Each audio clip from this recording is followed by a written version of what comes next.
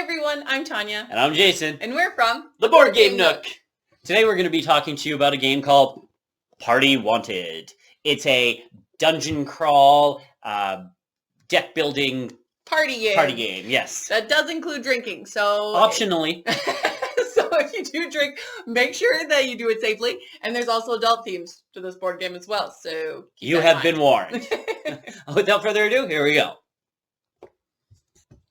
Party Wanted is made by Tavern Crawl Games, and we played with the original copy as well as a few expansions. Yes, this game is currently on Kickstarter doing a reprint, as well as a new expansion for its content with other Kickstarter goodies, but we were given this copy to review, and it was from the first Kickstarter. Yeah, so in this section we want to just go over general gameplay, the rules, and some of the components, which, as hopefully you guys can see, I loved the components of this game.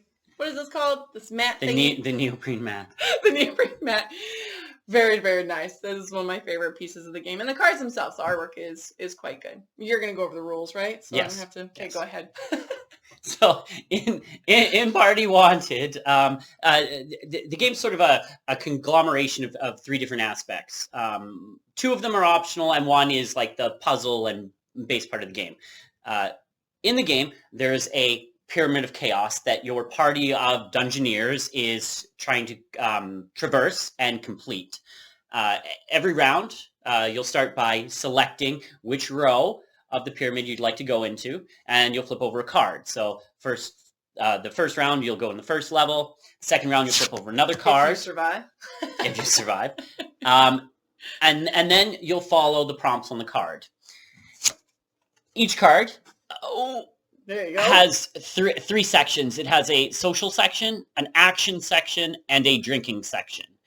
The social and the drinking are both optional, and the action section is the meat of the games. Yeah, most of the time it's some kind of battle that you're doing or picking up. Drawing encounter cards, that sort of thing. Yeah. The social aspect is generally like a little mini game that you get to play. Yeah. It has such a wide range as... Oh yeah, we went to balance something on your finger for 30 seconds. If your party does it, whoever does succeed at it, pick up a card. There were discussion topics, like what are you most afraid of? Act out a death scene. And so... And generally, if you do the social aspect or whoever participates in the social, everyone draws a card, so it gives you a slight advantage going into the action round or the combat round, which I'll talk about in a second. The drinking portion is completely optional, and it'll be something like the hero that performed the best can give away a drink, or the person that performed poorliest must take a drink. We haven't been drinking right now, I no. promise. But I was the tank. I was a fighter. We played with the original deck first, and then we played with the expansion deck another time. So you're either a tank, a healer, a rogue, or a wizard. So the generic base dungeon. Going into a dungeon, yeah, absolutely, fighting monsters. And then the social aspect, which is my favorite, was you can be dorky and fun. And then of course the drinking aspect, if you would like to do that. If you don't want to drink alcohol, I suggested we drink copious amounts of water, so we get punished by having uncomfortable bladders for our losses and wins. Whatever you want to do, whatever makes you comfortable. So that is the general overview of the game.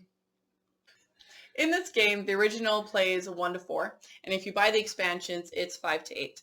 So when you are going through the dungeons and you are coming across monsters, for instance, like this guy here, who's the goblin, so he'll hit for 5, he'll shield for 8, his initiative is 12. And when you're leveling up, you start at level 1, of course, you have your health, you have your own initiative, so it depends. Like, there might be 2 people that are actually going, and then the monster will go, and then the other 2 people will go. So it does change that fighting dynamic. And what you're doing is using attack, defense, utility cards to try and kill that monster. You all try to hit it. You try not to die when it hits you. And then if you do win, then you level up, and you go through it again, and you fight harder monsters. So yeah, in that aspect, the game plays just like how you think a standard dungeon crawl game, your characters go in, they have an initiative value, attack value, defense value. You play your cards, you get your monsters. Where this game differs is in a lot of dungeon crawl games, for instance, they're very structured. Mm-hmm. And opposite, party games often don't have a lot of structure. Extremely unstructured and chaotic. They might have rules, but a lot of the time you might even just like disregard scoring, for instance. And what this game does is it sort of straddles the line of both of those, leaning more towards free flow. So during a round, everyone acts in initiative order, and then the monster also acts somewhere in initiative order. But that's not how we played. Mm-hmm. We sort of just laid our cards down and we discussed how the round would go. Yeah. In sort of like a conversational way. So even though I was going and then Jason was going, then the monster was going, and then our friends were going, we didn't really play it like that. We just played it all as a free flow aspect. We put all our cards down and said, oh crap, I'm going to get slaughtered this round. Can anyone help me with defense? Can you help me draw a card? It's like, oh, I have an attack that you can use. I can increase your attack by 5. And it says, okay, good. So I can hit him. I can survive getting hit. And so it was very much teamwork, a party game, while you are strategizing and not having it be like, okay, well, I did this and this. Oh, well, if you could have helped me, then that would have been great, but I wasn't really talking to you. Right? Yes, So it was nice that way, I thought, for having the instructions were there. We used it more so as a all happening at once kind of thing rather than step 1, step 2. Yeah, we laid out the strategy for the round and then resolved it all at once. Mm-hmm. We knew who could hit, who couldn't hit, who the monster was hitting, etc. And then we just said, okay, that's how the game resolves. Yeah. And you can do that as well in solo mode. So solo, I mean, you can drink by yourself if you'd like. You can do the drinking aspect with the puzzle aspect of the dungeon crawl. The socials you just wouldn't do. And then you're just doing more of that, the puzzle of trying to attack monsters and survive. And it would be a fine game, I'm sure, to do that. But it's with this game, you can, but I would say probably the best would be about 4 or 5 at this level. 8? Definitely 8 is way too many. And with a solo game, it definitely, you have to rely more on the puzzle of the game. Yeah. And this game's puzzle, or its main mechanism, aside from the mini games, is how the combat flows, how you play your cards, how your character gets built.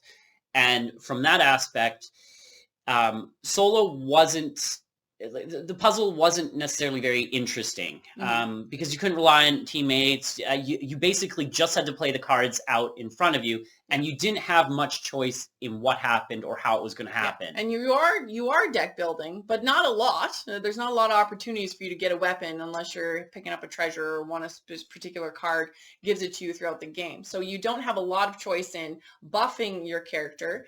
And what we found, which was not a bad thing at all, was that this game can be very swingy. You can pick up a monster and be like, okay, let's fight this. And then you read, oh, well, by the way, it's your stats are included on top of theirs, and you could get the whole team just obliterated within this very first landing. So, but or it would be a very tough call where some of you would get hit, some of you would survive. We had moments where you just squeak through by the edge of your teeth. I will sacrifice myself, exactly, if I can give you this card, and then Jason just have to survive one more round. Yeah. And then our friend would be like, hey, if you just help me survive, I'll hit it for that one last hit, and then we'll kill it before all of us are dead. So it was great, I thought, in that respect, that you never really knew what was coming. Some monsters were just, we didn't get hit at all, and we just obliterated it.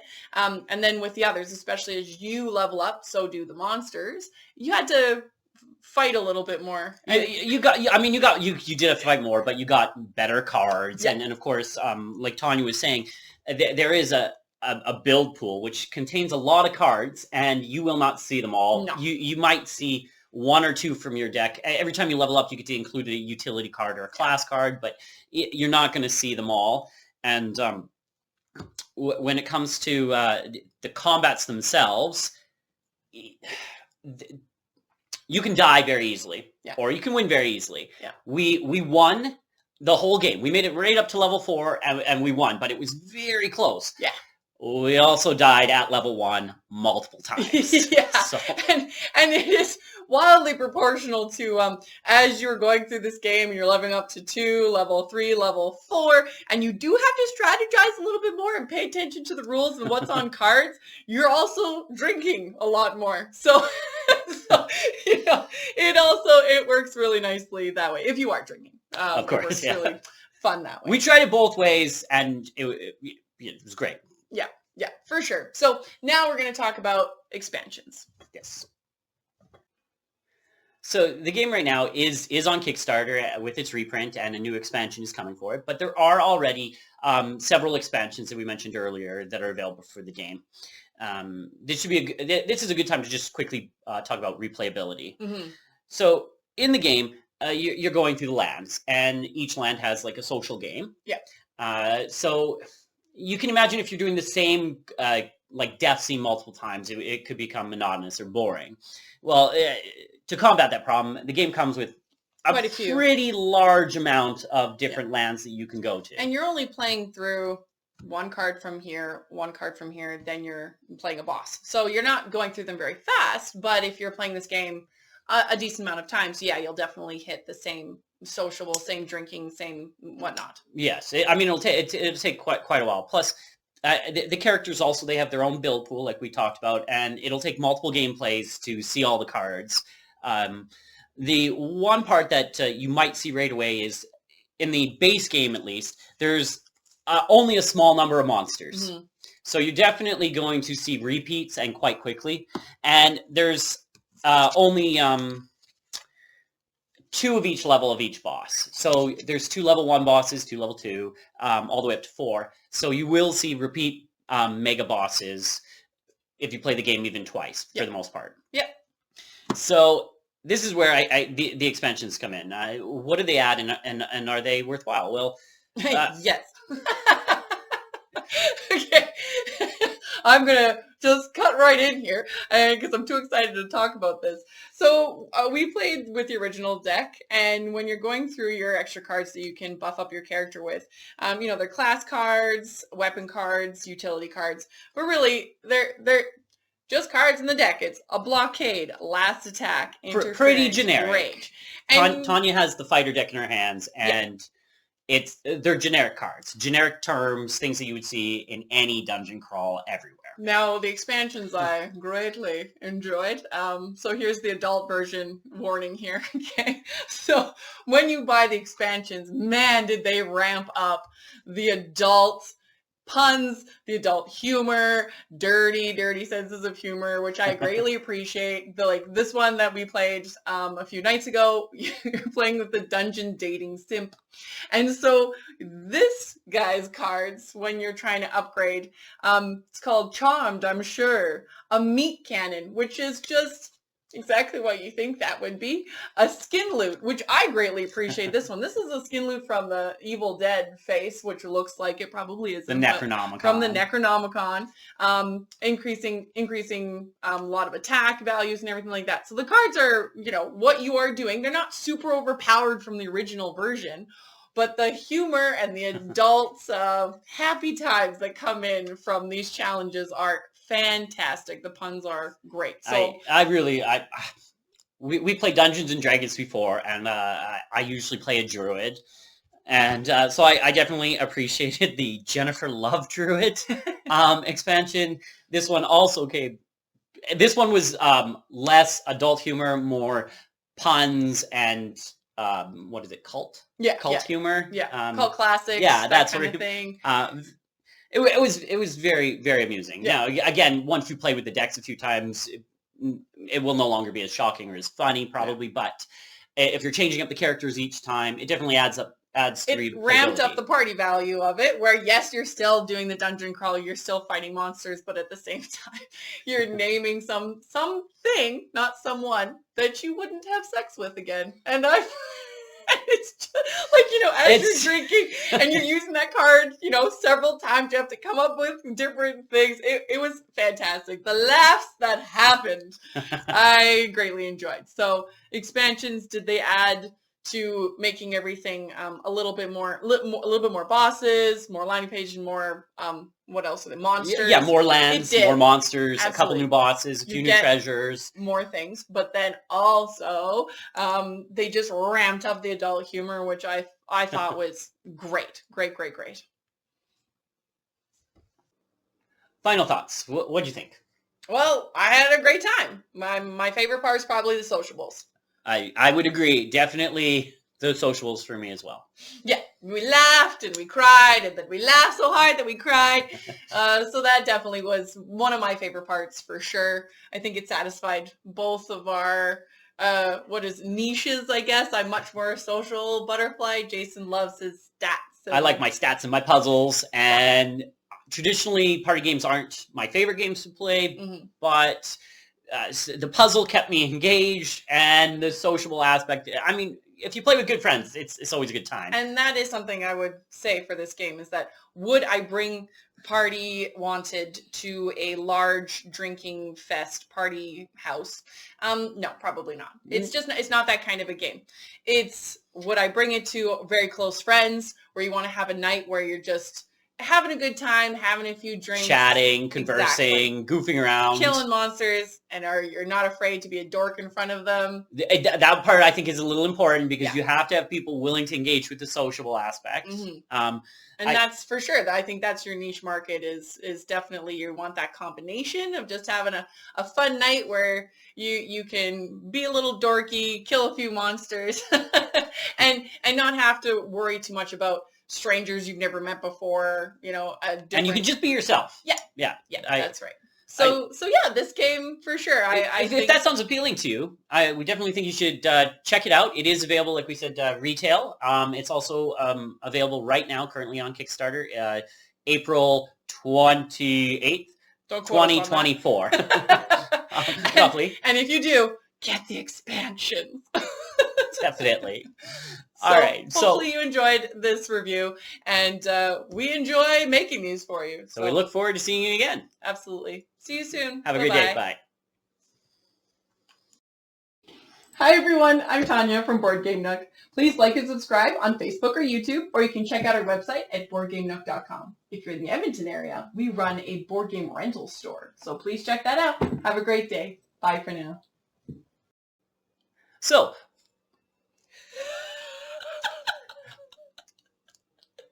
stop.